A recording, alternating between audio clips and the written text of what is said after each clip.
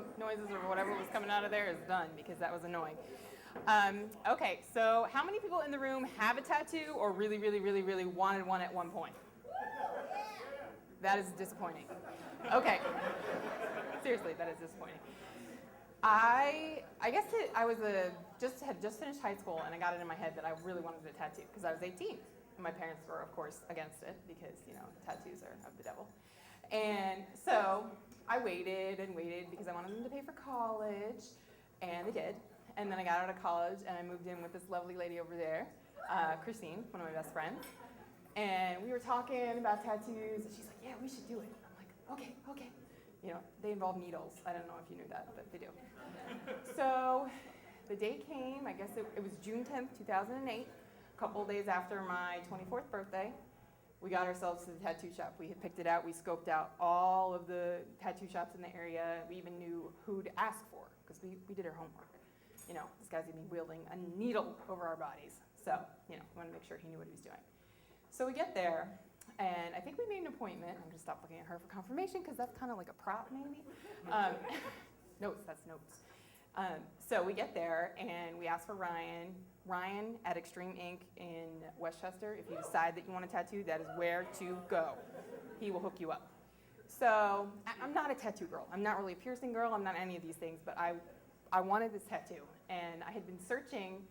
Actually, I figured out what I wanted when I was 18-ish, and it was this heart that was on fire.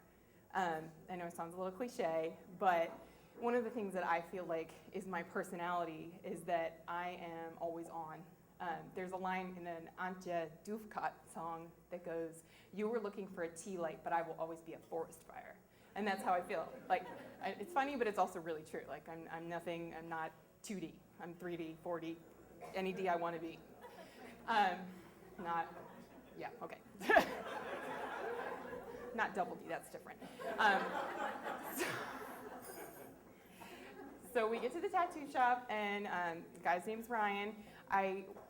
Two of our friends went first, and they were totally cool. They just sat there, they got their wrists tattooed, and they didn't even bat an eyelash. I was like, oh, I got this. Well, what I didn't tell you is where I wanted my tattoo. I wanted a flaming heart as close to my actual heart as possible, so you can figure that out. And so part of getting a tattoo in that region is that you have to lay down on this table. He pulls out this table, and I'm nervous. So when I'm nervous, I make jokes, and this is what I said. That looks like a shoddy abortion table. I just insulted the man that's going to be over me with a needle for 45 minutes. I insulted him. Yes, I did. And his establishment, and pretty much, his profession. So that's not a good start. But he was cool, and he just laughed it off, and he starts tattooing me, and it hurt way worse than I could ever imagine. I can't even tell you how badly it hurt. And most people are like, it's not that bad. It is bad. It's really bad. So bad that I almost said, stop, I can't do it. But then I thought, I'm going to have a red squiggle on my body screaming failure for the rest of my life. So I just laid there, and I just got it over with. And it felt like 6 years, but it was 45 minutes, and then we were done. And it's awesome. And I let you know, I keep it covered at all times because it's just for me. It's not for anybody else. It's to remind me of how I was made and that's cool. And that's my Lust for Life